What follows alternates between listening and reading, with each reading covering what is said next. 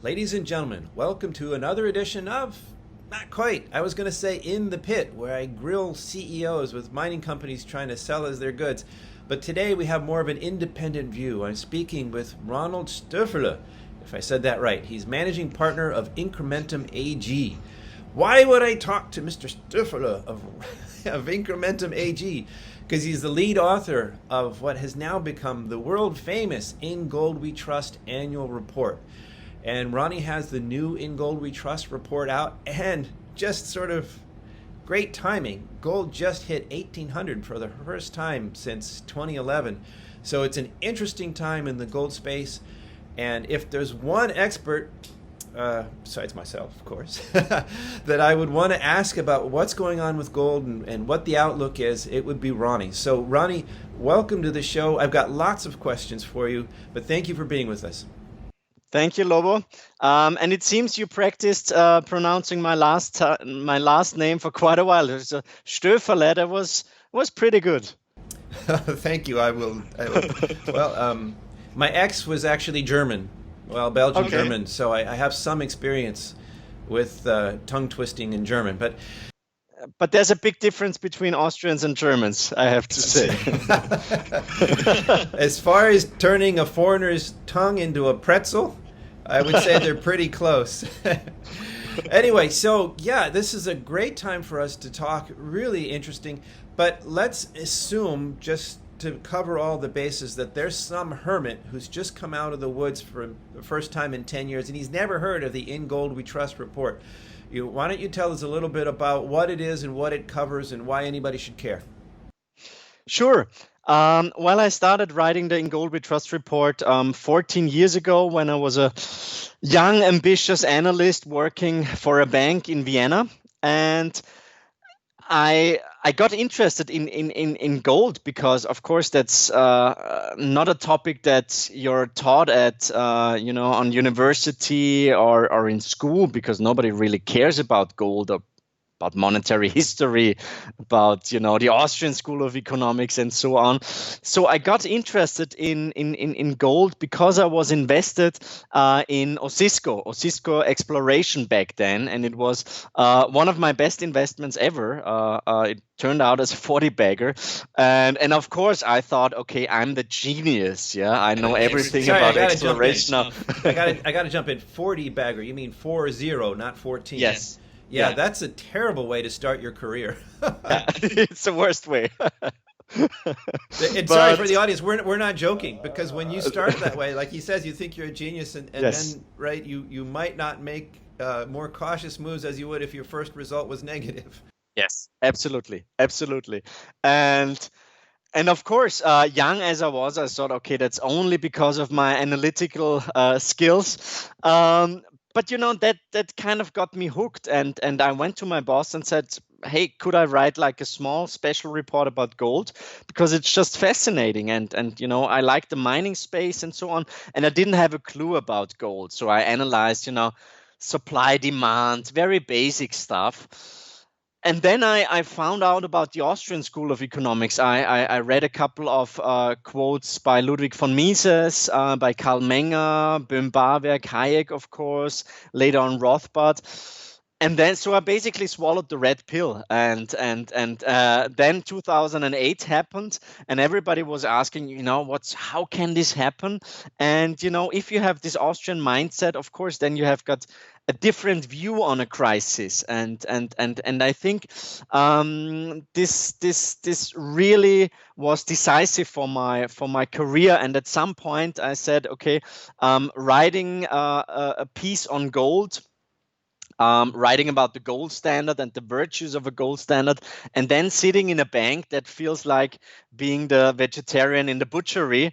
So I quitted my job. I set up my own company together with an Austrian colleague and two gentlemen from Switzerland, and we set up our company in Liechtenstein.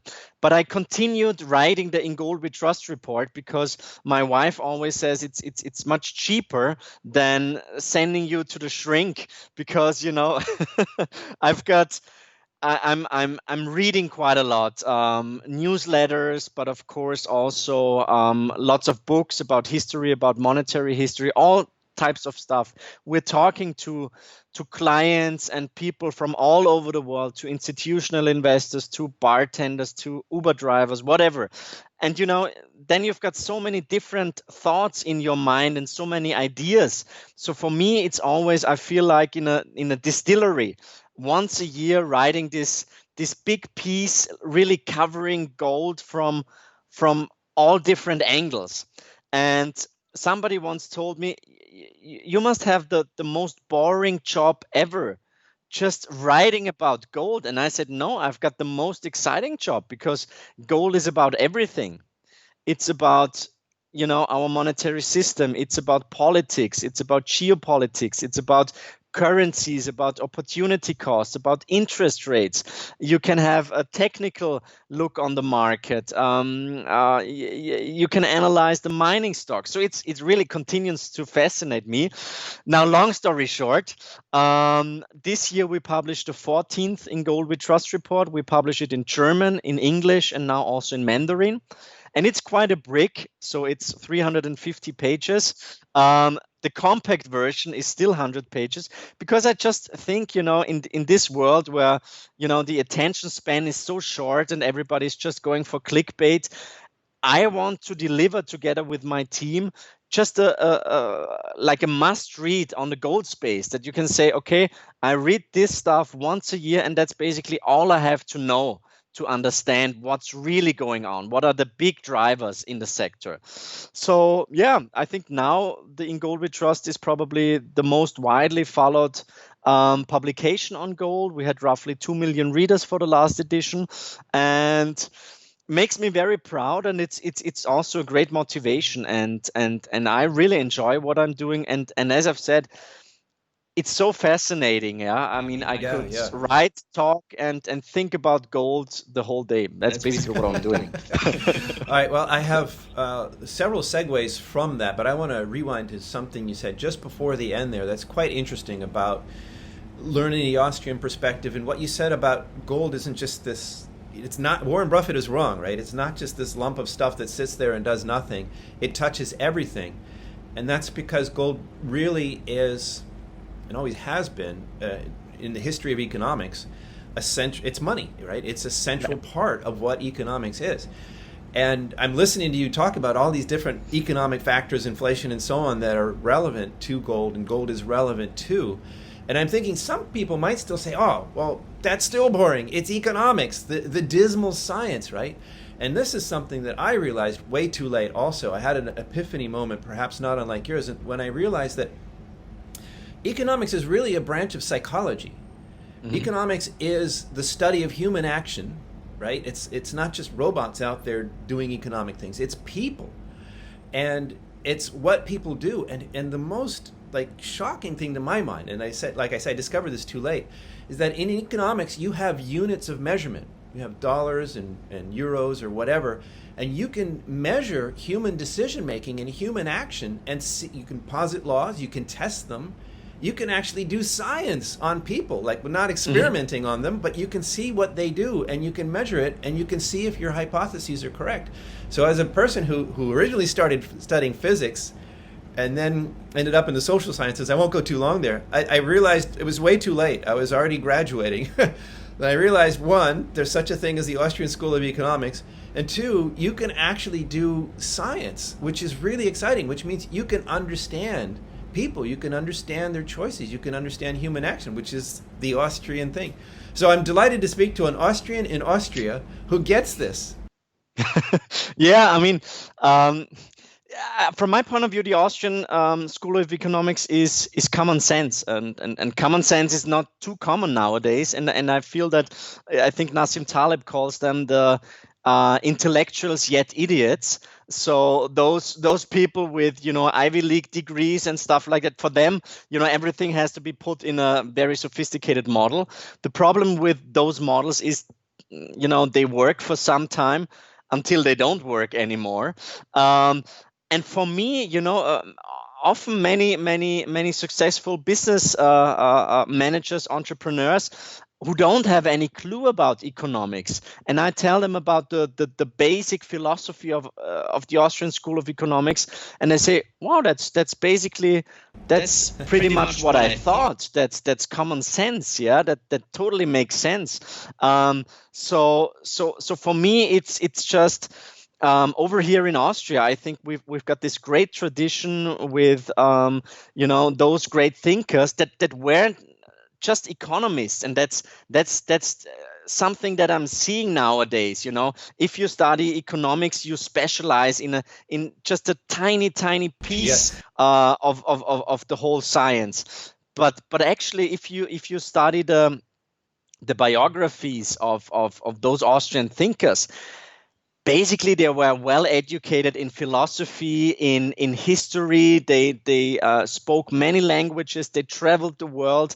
So they were, of course, they knew about natural sciences. So there weren't those. In German, we say Fachtrottel. I've got no idea what it means in German, but they weren't just limited to one tiny piece of the whole universe. And that's what I always try to do as well with my framework. So we try to use, some parts of technical analysis, but I know that I'm not the greatest technical analyst, but I can use it as a one part of my toolbox. Then, of course, we use the Austrian School of Economics. We try to implement, momentum of monetary growth, for example, for our inflation model. Then we've got some classical fundamental valuation factors. So I try to combine those different views, and kind of develop my own discipline. And I think, we wrote a book about Austrian investing. It's called Austrian Investing Between Inflation and Deflation. And we say, knowing the Austrian School of Economics, it doesn't necessarily make you a good investor. Sometimes it's even the opposite. Yeah. But I think, in this kind of permanent crisis, in this silent depression that we are in, I think it gives you a great edge to have an understanding of our monetary system. And if you walk into a bank, I had a meeting with the CEO of a bank before, and I would say that 99% of the people sitting in a bank don't have any clue how money is actually created and how our monetary system works. So I think within a systemic crisis, this is a big edge that you can have with this sort of Austrian framework.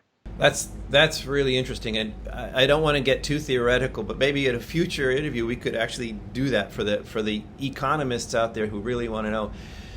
But that's an interesting, it's not a hypothesis, perspective. You're saying that the theories of the Austrians sometimes maybe seem remote or too historically rooted, but in a time of crisis, they're more relevant than ever. And why that is, that's not what I want to talk about today, but that's a fascinating idea. Let's put a bookmark in that one for later.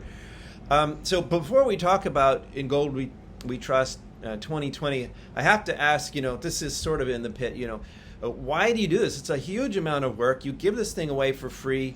In the day of the internet, we all know that if we get a free product or service, we're the product. So what's in it for you? Why do you do this?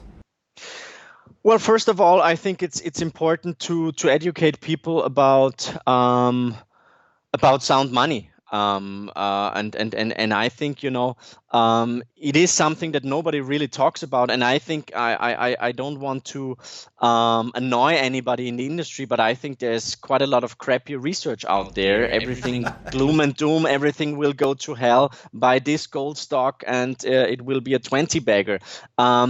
And I think, if you talk to institutional clients, for example, I think that the gold industry has a really, really bad reputation. And for us, it's important to show, okay, what are, your advantages of adding some gold to your portfolio? If it's 5, 10, 15, 20%, whatever, that's your decision. But it makes a difference to add gold to your portfolio. It makes a difference to add inflation-sensitive assets to your portfolio. So this is really important for us. when we started the report, I worked on it 24/7, but now we're a team of 20 people working on this report. We invested like 20,000 hours of research, editing, translating, crunching the numbers. It's really a hell of work. And at some point, the Austrian Mint, that produces this beautiful Philharmonic coin, they said, we just like what you do. We want to support you. So we said, okay, let's do a cooperation. And now we've got a cooperation. We've got so-called premium partners from the industry that support us to make it available for free. Of course, they cannot say anything regarding the content. So we could, in theory, say gold will go to 0 or to 100, and they couldn't do anything. But it is important to have really, really solid companies from the gold industry that are supporting us, because otherwise we couldn't put it out for free. And if you reach like 2 million people, that's quite a lot. And I got, in the last couple of days, I got literally hundreds of emails from all over the globe saying, thank you, it's terrific what you're doing with the whole team, you're making a difference, I've got some savings in gold now, and I think that's our little contribution to make the world a better place. I don't believe that government is gonna take that, is gonna do that for us. So that's basically what we try to achieve. Understood. I noticed these sponsorships, and I was wondering about that. The companies get their logo in there, and that's it. They have no say over the content whatsoever. No. So, we've got like companies like the Austrian Mint, we've got Agnico Eagle, for example, and they say, you're doing a great job. Can we use some of your charts for our presentations? So we've got a huge database with hundreds of charts that we give our premium partners, and that it covers the costs, which is fantastic. And also for us, I have to say, Incrementum is not BlackRock. So we're growing, but we're growing incrementally. But for us, it's just, everybody knows our company. So it is also some sort of a marketing and to get the word out. And it's just, we want to make it worthwhile and also sort of entertaining. So there interesting or funny quotes in the report. We've got some cartoons from Hedgeye. I think we've got really good charts. So actually, our readers give us their most valuable thing is their precious time. So we want to make our readers to really enjoy what they're giving us, and to learn something. Well, that's terrific, and I appreciate your honesty there in saying, of course, it's marketing for my company too. Sure. I do the same thing. I have a free product. This interview will go out for free. And Sure. Why do I do that? Obviously, I hope to do business with the audience in the future, and when they see the information we give, and they can evaluate my knowledge, my expertise, and maybe someday they'll want to do business with me, and if not, that's fine. But my goal, I think, is exact the same as yours. In order to do that, in order for this free marketing to succeed, I need to provide value. I'm asking these people for their time, and I can't waste it. I need to be able to actually do something that helps them, and if I do, then they have every reason to want to do business with me. I mean, the aim or the target for every businessman is to have happy clients. I mean, that's if your clients are happy, then you shouldn't worry about your business. And therefore we say, okay, if they enjoy what we're writing and what we're putting out, perhaps they will have a look at our investment funds, at our wealth management services, because our clients, they don't feel like clients, they more feel like partners, because we spend so much time with them. We visit them. They've got a very similar views on the world, on politics, on history. So it's like really a freak show, but in a very, very positive way. No, but we say that most of the people that are think that the Federal Reserve is doing a great job and everything will be just from fine. their perspective. Yes, I get it. Those are probably not clients that will be very happy with us. Yes. So this is not what we're aiming for. No, I get that, and I've known some of my readers for more than 10 years. and they're friends, they're people I'd be happy to sit down and have a beer with and talk about economics or anything, right? That's terrific. Okay, so that was actually more than I hoped for out of this conversation so far. It's great context, but now I have to ask you the question I always hate to get, and that is, do you have a gold price forecast? Do you have a crystal ball? You write this 350-page report. What's the bottom line? Well, I think we've got a price forecast, but I think what's really most important is that we're in a bull market in gold. It's really a stealth bull market. So gold is rising in every currency now. We've made new all-time highs basically in every currency, but the US dollar. I think we will make, I'm absolutely certain that we will make new all-time highs in dollar terms very soon as well. Gold is outperforming the stock market now. Gold is outperforming the bond market. So you've got lots of relative strength. Then we can see that there's lots of interest coming into the mining space. If you have a look at the volume in the large caps like Newmont, like Barrick, like Franco, really big money piling in. Those generalists are coming in. We can see some strength developing, juniors versus the seniors, which is also a good sign. Very short term, I would say I'm slightly bearish. I think having a look at some of the charts, it looks a bit, how do you say, frothy. A bit too good to be true, and I think if we would take a breather over the next couple of weeks, it wouldn't hurt. But I think it's crystal clear we're in a bull market, and I think with the whole COVID crisis, everybody thinks that gold is now rising because of COVID. That's nonsense, because gold was up like 19% in dollar terms last year already. It made new all-time highs in Swiss francs and euro terms already in 2019. Now, of course, we on this huge debt pyramid, we are making it just bigger, which means the more indebted you are as a government, as a company, as a financial, as a household, the more you fear deflation and the more you hope for inflation. And it also means that opportunity costs will be pretty low, because even the Federal Reserve now said until 2022 we won't see any rising rates, and I think it will be probably much longer. So this is just a very, very solid foundation for the price of gold. Now the title of the report was a golden decade ahead, and actually. Where do we have it?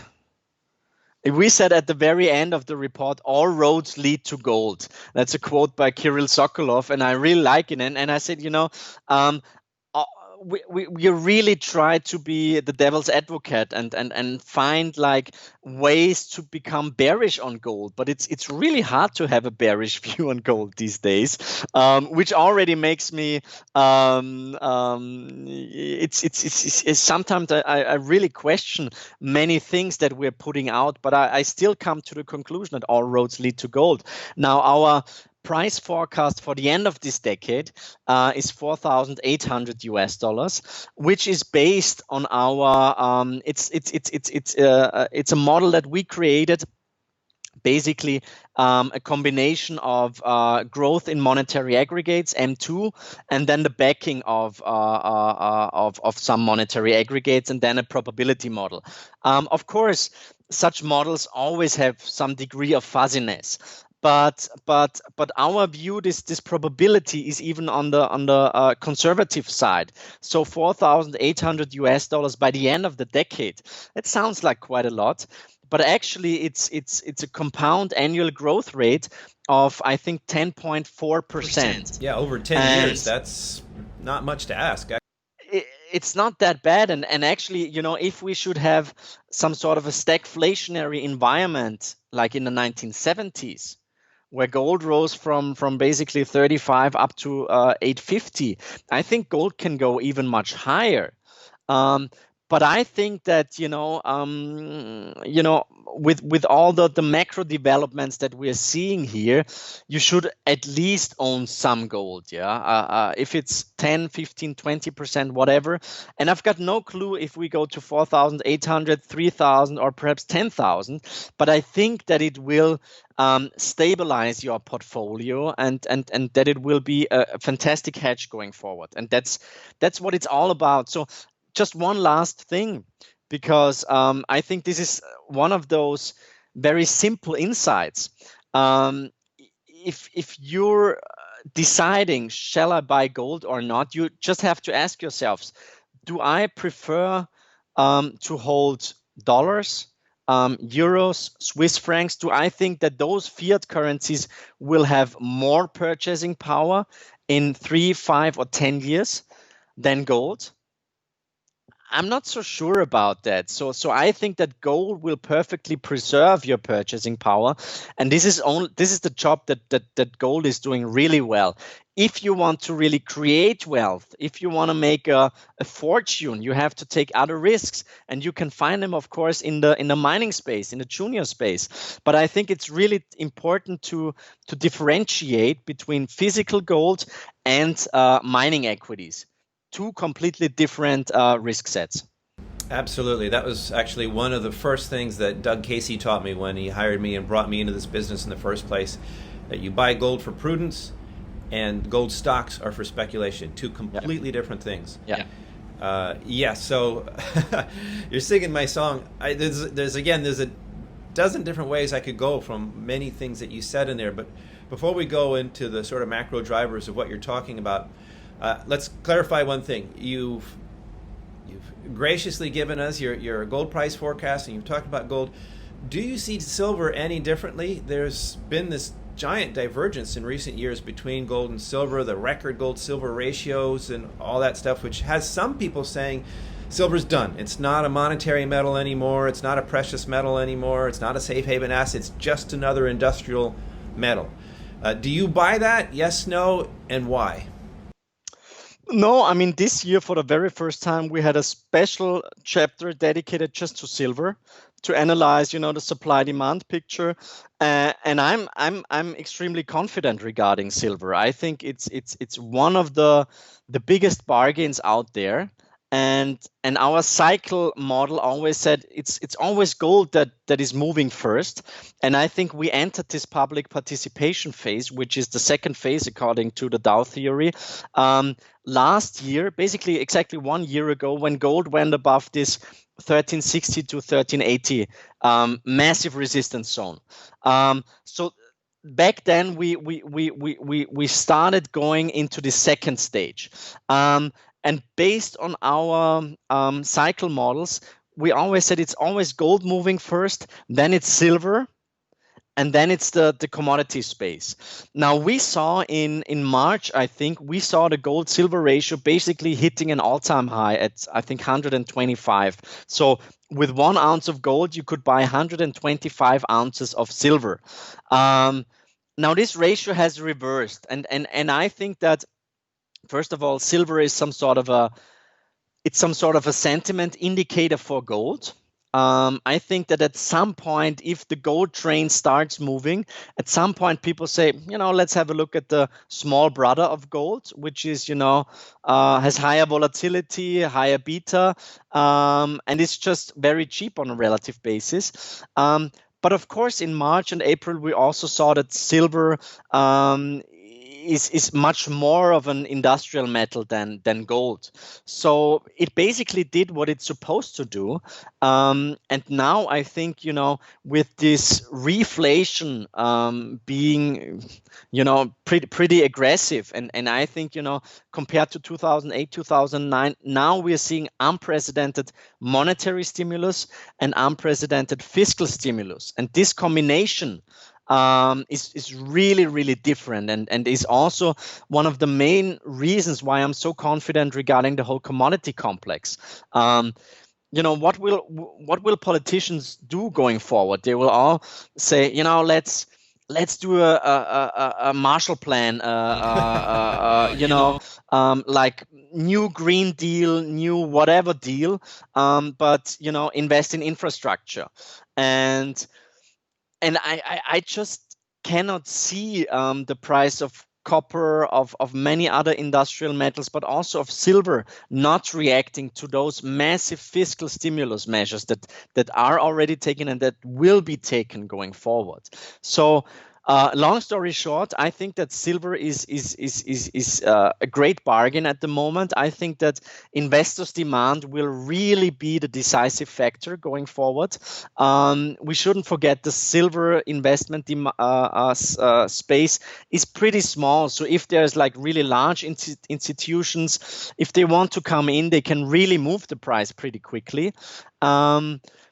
We identified on the supply side, we said in the report that actually out of 8 sources of supply, 6 are basically stagnating or even falling. So I think it's from a cycle point of view, it's from a relative point of view regarding compared to gold, but also from a fundamental point of view. I think it's a great idea at the moment.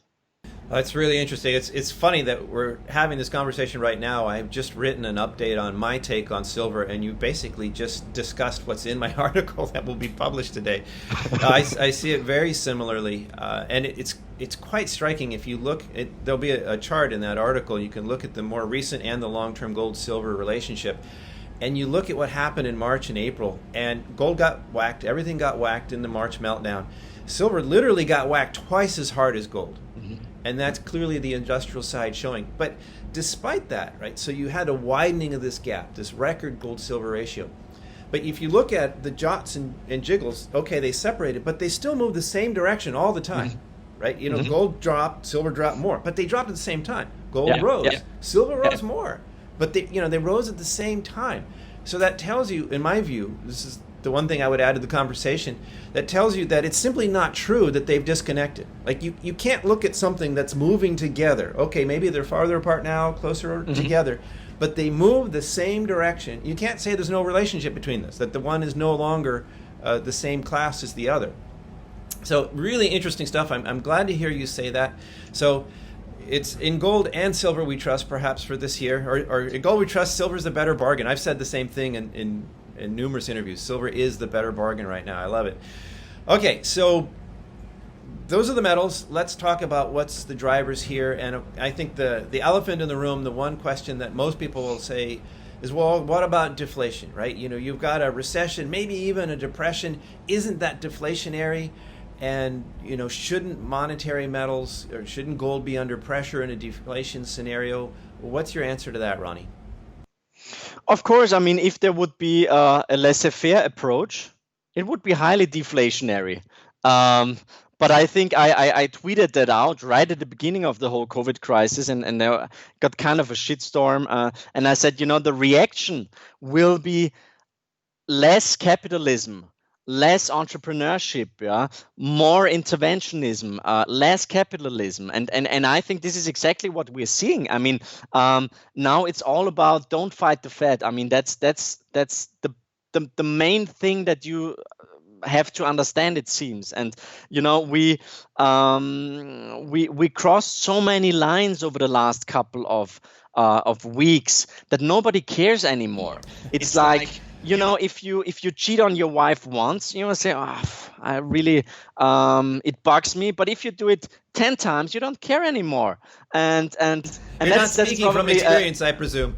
No, that's a horrible comparison probably, and my wife's gonna hate me for that, and I love her. But it's like it seems that the Fed, they basically at one point I thought, okay, the emperor has no clothes, is when they said, okay, we lower rates basically to zero, and futures were down, limit down. And I said, okay, that's it basically. But then they said, okay, we'll now intervene in the junk bond market. We'll buy corporate debt. Not directly, but via an special purpose vehicle, which is, I think that's kind of a gray area if that's really allowed. They pumped so much liquidity into the market, and I would have never thought that we will see such a brutal recovery rally, and never ever. But I think I was surprised that, too. I mean, going forward, that means, as I've said, more interventionism. The market is even more addicted to liquidity. I think that stuff like MMT, helicopter money, universal basic income, that was basically the wet dreams of some monetarists or Keynesians or socialists a couple of months ago. But now that's basically mainstream. Yeah, and it's on the table. I don't know in the US. Now with the polls, it looks like Joe Biden will make it. And if you have a look at his advisors, this is basically the Bernie Sanders camp. So if they do like a sweep in November, I just don't see that Wall Street is really going to appreciate such a new policies. But anyway, I think, coming back to your question, I think, laissez-faire would be deflation. But we are showing some great charts in our in Gold with Trust report from the year 1750 until, I think, 1913. You had, in 43% of all years, you had deflation. So 57% rising prices, 43% falling prices. So that was basically normal. Then, starting in 1913, you only basically had like the big depression, which is, there are also great studies that we're quoting. There is no real relationship between deflations and depressions.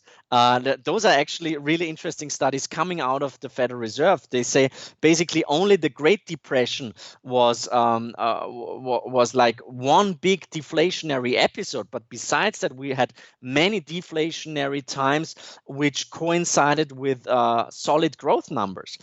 But of course, since the year 1971, we only had deflationary periods like for a couple of months, 2008, 2009. So coming back to the Austrian school, if you understand our monetary system, you will see that within this over-levered, over-indebted system, we just cannot tolerate deflation anymore. And there are really ridiculous videos. For example, the ECB has got a video for school kids where they show the deflation monster. Because if the deflation monster comes, people stop consuming and they delay their consumption, which is, of course, it's nonsense if you have some, common sense approach. So our answer has always been, in our fiat money system, in a highly indebted system, you just cannot tolerate deflation. Period. So they try everything to reinflate the system. And if you have a look at inflation expectations, this time, 2020 versus 2008, 2009, you can see that they rebounded much, much faster than back then. So I think that central bankers, they kind of learned their lesson. They acted much more aggressively. They acted much faster. And now it is also fiscal policy that is putting in enormous amounts of stimulus. And last thing, Stephen Poloz, I think he is or he was the governor of the Bank of Canada. He said, and that's one of my favorite quotes, he said, a firefighter has never been criticized for using too much water. And I think, they won't be criticized because they used not enough QE, not enough stimulus. But at some point, markets will realize, okay, perhaps this was too much because they completely underestimate the time lags between the first injection and then the time when it actually works. So I think that, who said that? Was it Russell Napier? I think he said, talking about inflation now is like talking about the dessert before the appetizer is served. But I think you should worry about real inflation, stagflation, even hyperinflation in the years to come. Yeah, that's really interesting, and part of this time delay, it's so crucial. And we've known this. Economists have known this for many, many years, and yet somehow we neglect it, we ignore it. And right now, it's really dangerous because all these, you said unprecedented. And the funny thing is, we thought that all the crazy things they did in 2008, 2009 were unprecedented. But now those things are nothing compared to what's being done now. So they're still unprecedented. We've changed the meaning of unprecedented. But people think it worked. Right? We have this sharp recovery. Look at Wall Street. If things are getting better, it worked. So what does that mean? That means, oh, well, if it works, do more, right? So there's no, I mean, I don't want to be too rhetorical here. Of course, at some point, even a Keynesian knows you can't print forever without turning into Zimbabwe. Everybody knows that at some level. But I think this is how smart people make mistakes. They underestimate the time lag. It looks like something worked, and while something is working, why would you stop? And then suddenly you find you've gone beyond the edge of the slippery slope, and you are on the path to Zimbabwe with no easy way out or no politically viable way out. There's a fantastic book. It's called Lords of Finance, and it describes the psychological pressure that von Habenstein, who was running the Bundesbank or the Deutsche Reichsbank back then during the hyperinflation, the enormous psychological pressure that he had coming, from politics, coming from the media, coming from people, because at some point you say, okay, we're at the fork in the road. Shall I stop printing, or should I just continue and risk going into hyperinflation? And of course, I don't see like a Paul Volcker coming in and say, okay, let's raise rates to 20%, and we know it's going to cause huge unemployment, but we know that this zombification cannot go on forever. So over here in Europe, for example, it's really interesting to see, because many friends of mine who run businesses, they're kind of in la la land, and now everything is fine because government basically pays 90% of all the salaries. But this is going to end in fall. So I think starting September, October, it will really get interesting. And, coming back to the mining space, I think that's one of the big advantages that I'm seeing in gold mining companies. It's earnings visibility, because who can really forecast the sales number for Volkswagen, for Ford, for whatever, entertainment companies, whatever. But with gold mining companies, they're producing ridiculous amounts of free cash flow at the moment. They're raising their dividends while everybody is basically cutting their dividends. So I think this huge relative advantage that mining companies have compared to most other sectors, this is really going to be a big driver, and this will really create money, really big money, generalist money going into the mining space. All right, so I have more questions. We've already gone on 40 minutes, so I want to try to move along here, but I can't leave this. The deflation, you mentioned that even in an inflationary environment since 1971, there are brief bouts of acute circumstances that cause deflation, and basically that's where we are now, is what I can hear. And this dovetails with something you said earlier about gold having risen so much it could use a breather. So this could actually be the real world cause with sort of the technical view of, okay, what could cause this breather? And that could be the near term deflation. But what you're saying, and my takeaway from, actually you haven't said this, I'm not going to put words in your mouth, but the takeaway for me would be that if it happens, should be a terrific buying opportunity. We get a big retreat in gold because of short term deflation, then that's the time for everybody who didn't catch this earlier to get on the bus before it leaves the station. I actually don't think there will be a huge pullback. I think there's so much capital on the sidelines, and this is just, if you have a look at this chart, I mean, it's a beauty, and every little retracement is being bought, and it's just, it's a stealth bull market, and it's confirmed by all the indicators that we use. So we use the copper indicator, we use long-term stochastics, RSIs, and so on, and they all really confirm this.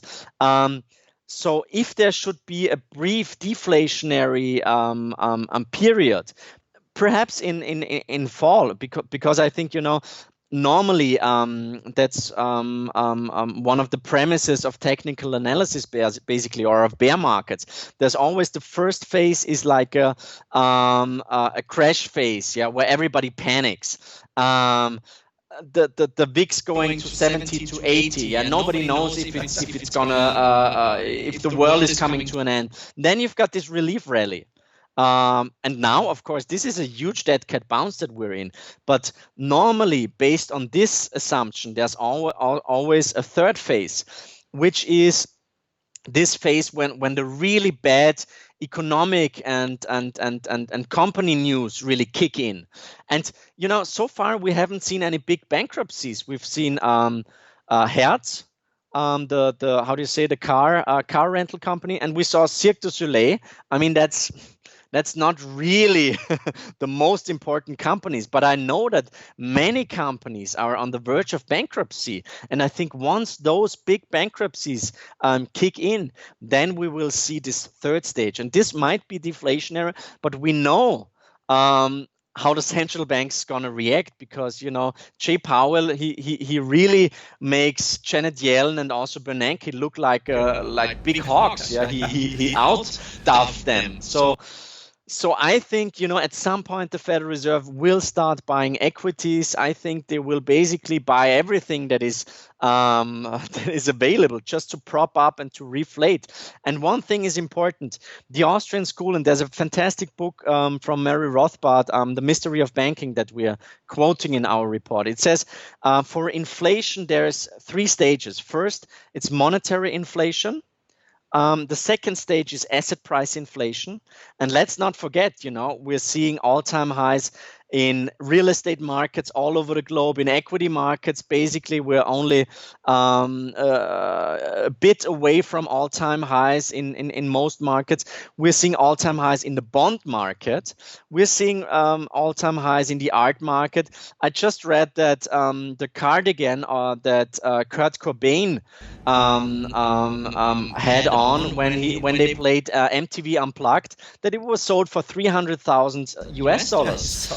His guitar was sold for $6 million. So this is really something that I'm seeing. I'm meeting many people say, we actually don't know what to do with all this money. And then you've got many other people who really have a hard time making ends meet. And I think this is the main problem. This is the so-called Cantillon effect, that basically there's a certain amount of people that really kind of get it and that they profit from this inflationary policy, while the majority basically has only the disadvantages. And I think if you have a look at those different indicators for equality, like the Gini coefficient and so on, there was like a huge gap before the Great Depression. Then, of course, real estate prices came down, equity prices came down. It was a huge bust in the corporate bond market. So this gap between haves and have-nots got smaller. Now we're seeing that all over the globe, this gap is huge. And I think it's no coincidence that we're seeing riots on the street all over the globe.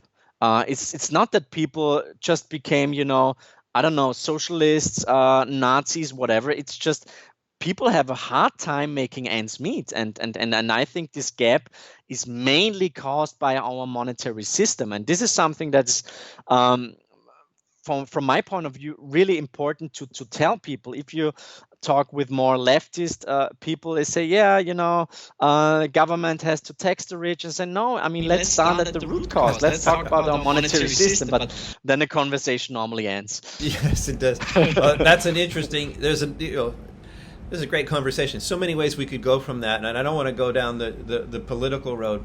But I have to say, I do support what you're saying there. And it's not to dismiss any of the causes that people are protesting for or against. But when you're at work and your family is well fed and you're busy, you have less time to go out and protest and less motivation. Whereas if you're sitting at home, you got plenty of time and you're getting a government check, well, heck, you got plenty of time to go out and protest. So whatever the actual issue might be, this situation is one where you have this motivation, the haves and have-nots, and you have the time and ability to go out and do something. So it's sort of a perfect storm for social upheaval. It's anyway, interesting times. But you said something that touched on another question I wanted to get at. We have this monetary theory, and first comes the printing, and then comes the asset price inflation, and then comes general price inflation that everybody sees. Austrians, we've said this for a very long time, and some pushback has come since 2008 because there was a huge money printing episode then, and in 2009 the U.S. tripled its money supply in response to the previous crisis. And okay, gold went up for a while, but it didn't triple, and others, inflation in general has been low, or reported inflation, core inflation has been low since the previous crisis. And a lot of people are saying, look, see, we can print all we want, it doesn't matter. Mm-hmm. Well, first of all, I think that, in 2008, 2009, everybody had a look at balance sheets of central banks and they were going parabolic and said, okay, hyperinflation is about to come. But we shouldn't always blame central bankers, we have to say, because as you know, the majority of our monetary supply is created in the commercial banking area. So by issuing loans. So what we saw in 2008, 2009, I think central banks tried to stabilize and compensate for this deflationary pressure that we saw, because banks, they had their own problems. They didn't put out any loans. So this was one important thing to understand. So if you have a look at M2 growth, for example, 2008, 2009, it was pretty stable. But if you have a look at M2 growth now, it is up I think year on year, 30% in the US. Now, the question is why? And from my point of view, it's really, really interesting. And this tells me that my thesis regarding the closer alignment of central banks and politics is really happening. Because actually many governments over here in Europe, especially in the UK, they say, okay, we have to support the banking sector. So we'll give you a guarantee. Now, the banker would have said, I won't give you a loan. I mean, that's just, I know that it's really, really a bad thing to give you a loan in this kind of blurry, opaque situation. But if it's backed by the government, if the government says, okay, I'll guarantee 100%, of course the bank is going to do it. So actually credit growth is pretty high at the moment. And I think this it will be some sort of the plan going forward, because then politicians will say, okay, we have to finance a new Green Deal now. Let's put out whatever, 5 trillion. So we'll guarantee the bank if they finance, wind parks and solar parks, whatever, all those loans are guaranteed. And of course, it's going to have an effect. Yeah. And I think that there will be terrible businesses that will be financed and basically, I know we will blow up the next bubble. But then we'll say, okay, we could also do the same with infrastructure. So I think this closer alignment between commercial banks and politics is really a big topic going forward. And I don't know if they can reflate the system once again. But I just know that the bigger the bubble is, the smaller the pin has to be to pop this bubble. Yeah. So, but that's interesting. There's so many things I want to say. But for gold, which is what we're talking about, or the central point here, it's actually a win-win. If it crashes, if they can't reflate it, there'll be panic, there'll be fear, and the safe haven demand will drive it up. If they do reflate, if they actually can take a tattered, shredded previous bubble and blow so much money into to reflate it, that would be incredibly bullish for gold. So it looks like win-win either way. But let me see if I can summarize your answer, and again, not to put words in your mouth, but basically what I hear you saying is that yes, there was money printing, and that was inflationary, but there was a reduction of velocity of money, and that was deflationary, and they kind of canceled out last time.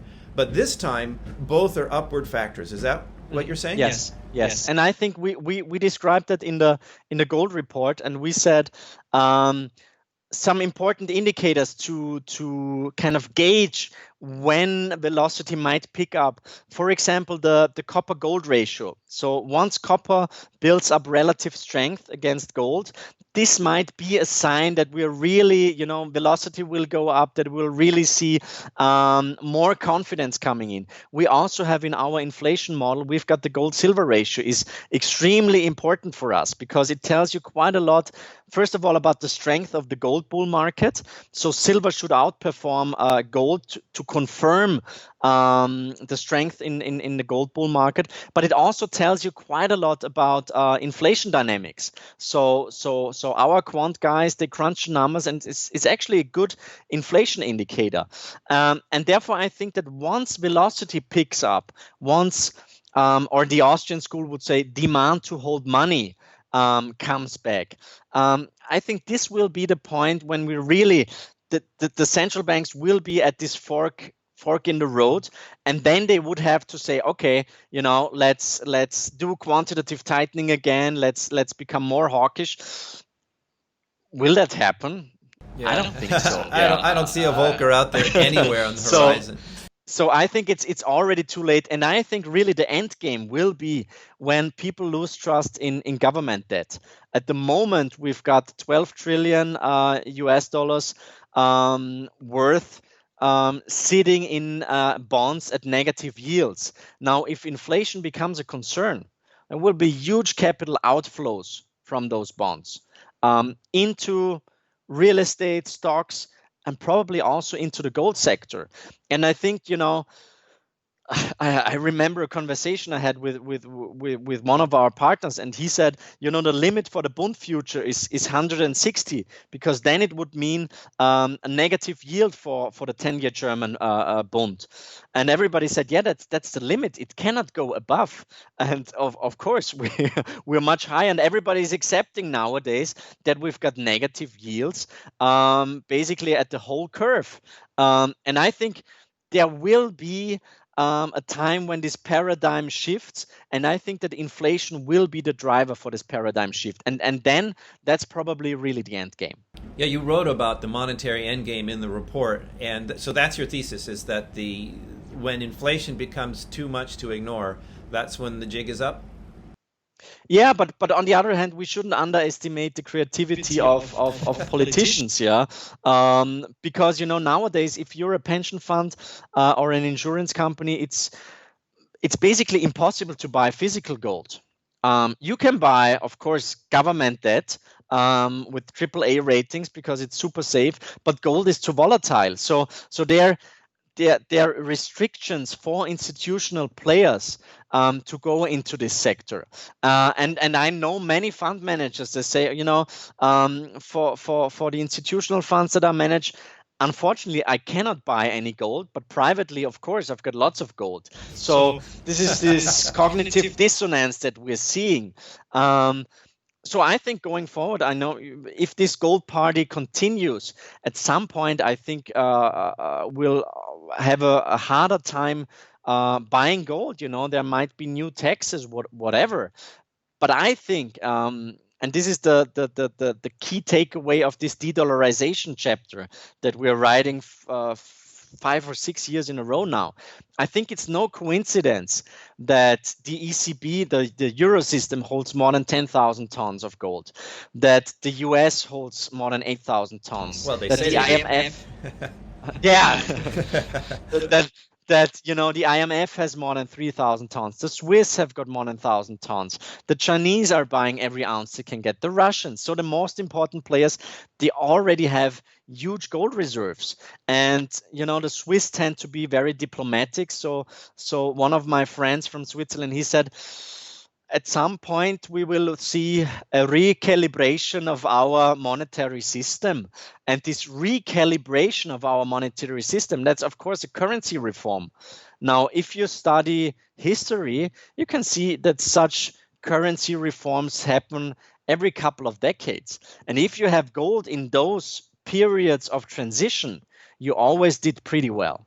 And over here in Austria or in Germany, we had the hyperinflation, we had many currency reforms. So the generation of my grandparents, for them it's just normal to give you, for birthday or for Christmas, just little gold coins. It's just something very natural over here.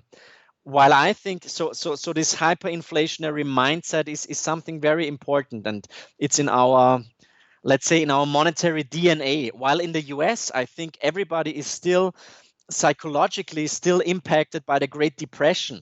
And therefore, I think this also explains the behavior of the Federal Reserve compared to the ECB. They've got bit different mindsets, bit different approaches.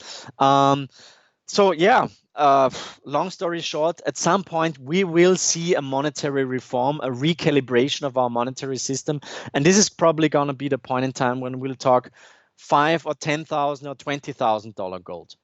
Well, that segues into one of the last questions I had for you. You've written about dethroning the dollar, and I'm wondering if you have a time frame for that. Another crystal ball question. You're not the only ones. Other people have talked about, the Chinese and Russians certainly have no reason to love doing business in the dollar and every reason to get out of the dollar system.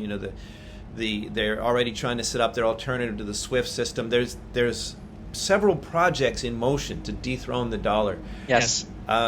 Is it inevitable, and how long will it take? Well, I think it's a big, like, how do you say, jigsaw puzzle, and it's got thousands of pieces. Yeah, and I think it's there's quite a lot going on. Basically, every day you've got new deals where they try to circumvent the US dollar. You've got stuff like the Shanghai Gold Exchange and the Shanghai Oil Exchange. You've got, I think it's no coincidence that the first trip abroad by Donald Trump was actually, do you know it, where he went first? I vaguely remember the headline, but no, I'm drawing a blank. Saudi Arabia. It's no coincidence, and I think at the moment, and those times of financial and economical stress, how does the saying get? Crises bring out the best and the worst in people, yeah? And I think that many tensions that are building up and that were building up over the last couple of years will begin to explode going forward, and we see it at the moment already. But I think it would be naive to think that, the Chinese will introduce the gold-backed yuan, like many people say. That's nonsense, because the Chinese don't want to have a really strong currency. So we're in this game of currency debasement. Basically, everybody wants to have a weak currency.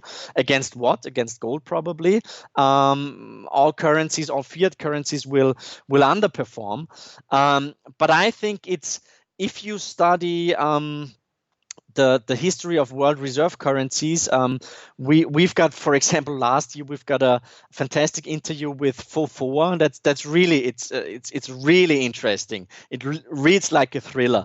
Then this year we've got an interview with Luke Groman, which is also fantastic, about all those developments regarding reserve currencies. And I've read a book by Barry Eichengreen recently, and he said, the British pound and the US dollar, they were basically the world reserve currencies in parallel for one and a half decades. And then, of course, after the Second World War, it was no coincidence that the US dollar became the world reserve currency, because they had like 29,000 tons of gold. So then you can also see why gold is so important. Now, do I think that the US dollar will give up this, how do you say, this exorbitant privilege? Right. I don't think so. And they still have by far the most powerful military. And I think they won't just give it up and say, let's do it together with the Chinese and the Russians and the Europeans. It's not going to happen. But I see many, many small signs, and we try to explain them in our gold report. This year, we've got like some sort of a timeline with all the major events, and I think it's going to happen, but it's going to take much longer than most people think. All right, it's a process. Okay, well, we've talked a lot about theory and what might be monetary theory, economics. We've done some crystal ball gazing. How does an investor profit from what we are talking about? And I know both you and I are in the business of getting paid to help people with guidance, but are there any general ideas of takeaways of okay, how do I use this information? Well, of course, I think some sort of monetary insurance makes sense. So physical gold stored in a solid jurisdiction, perhaps outside of the banking system. Then I like the mining space, but then you have to ask yourself, do I really have the nerves and the, I don't know, the psychology to deal with the volatility? So perhaps it makes sense to buy a mining fund, for example, if you don't have the time and the mindset. I think there's also, you can go for equities in general. I think there's fantastic businesses that will survive every crisis.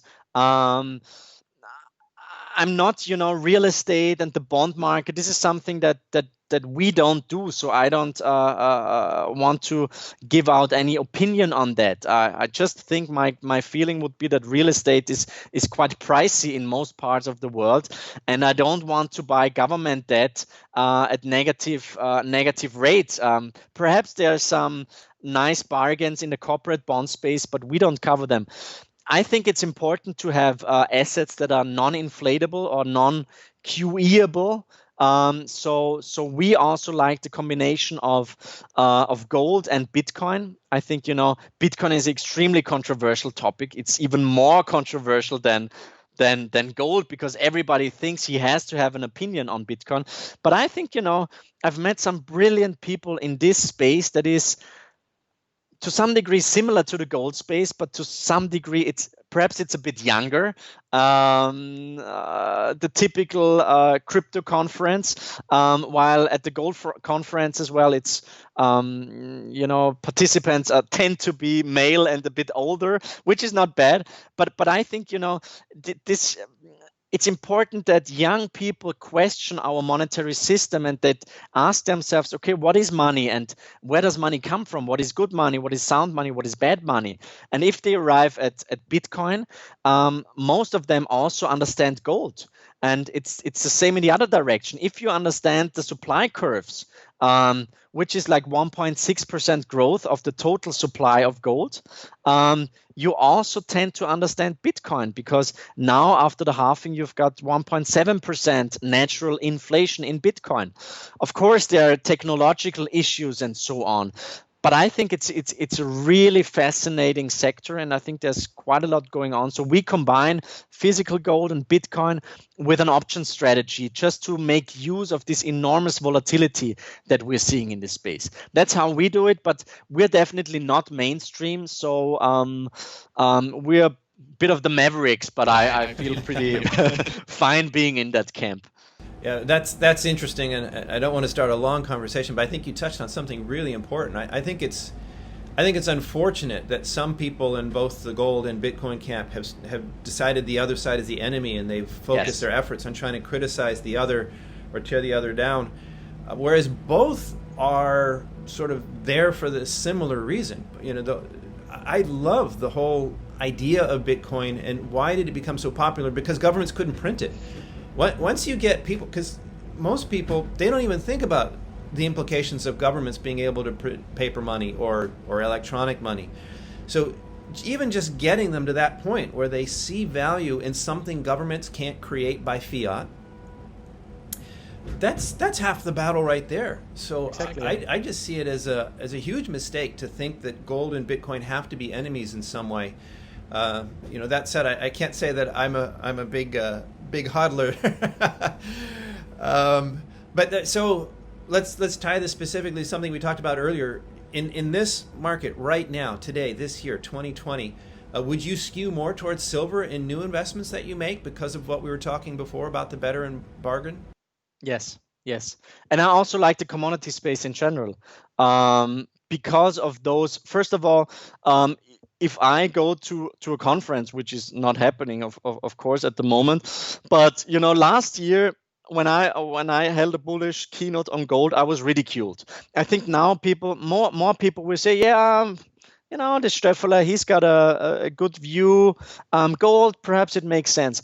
if I go to a conference now and say I'm bullish commodities, they will ridicule me. And that's, every good investment has to hurt. Yeah, it has to, you have to be, it has to start in discomfort. And I think, with the commodity space, it's really not easy to make a bullish case, but everybody hates it. Nobody is really invested. Then you've got all the ESG topics and so on. I talked to a gentleman from a coal company yesterday, and he said, and I said, we do have a uranium fund, and you're in the coal industry, so this is probably those are the most hated industries. And he said, yeah, we should have some beers, to just talk about all the hate that we're getting, but I think, also from a fundamental point of view, with all those massive infrastructure programs, I'm really getting positive commodities more and more. And if you have a look at copper price, the chart looks really constructive. So this is definitely something that we've got more on our watch list, and we just bought some copper mining companies and more diversified producers. Oh, that's very interesting. Okay, without asking you to give away the goods here, but a little bit more detail. Mining is a fairly big umbrella.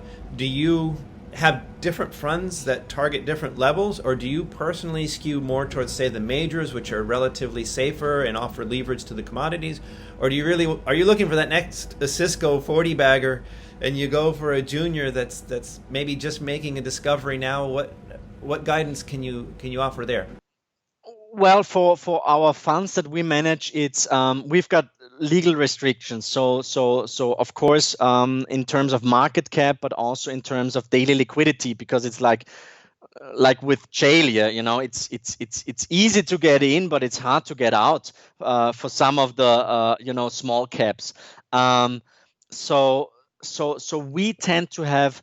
It depends on the cycle, I would say. If we're early in the cycle, then we really overweight the majors, because at the beginning everybody is going into the Barricks and the Newmonts and the Francos and so on. But when risk is really coming back, then you want to be more in the silver space, more in the mid-tier space, more in the junior space. So this is kind of our framework, and I think this worked out pretty well this time around again. And I'm advising two companies. One of them is Tudor Gold, up in BC, which did tremendously well, and I'm also a member of the advisory board for Affinity Metals. Affinity Metals, super small company. I like their assets quite a lot, but this is something that we couldn't buy for our funds. All right, full disclosure there. Okay. Absolutely. Well, Ronnie, it's been a great conversation. We've gone more than an hour already. I appreciate your time. Long. But I enjoyed it. We'll put some timestamps on it. Any last key takeaways you want to make sure you leave with the audience? No, I think, if you have some time to learn more about gold and inflation and everything, take some time and download the In Gold We Trust report. Available for free, German, English, and in Mandarin.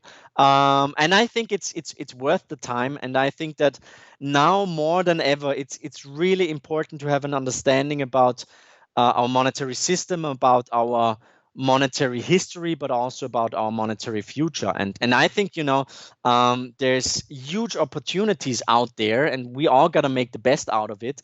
And I think that if you have this Austrian mindset, I think Austrians were always good to forecast and to see like big shifts, like the stagflation of the 1970s. Harry Brown, brilliant YouTube videos that you can see. He forecasted those stagflationary things.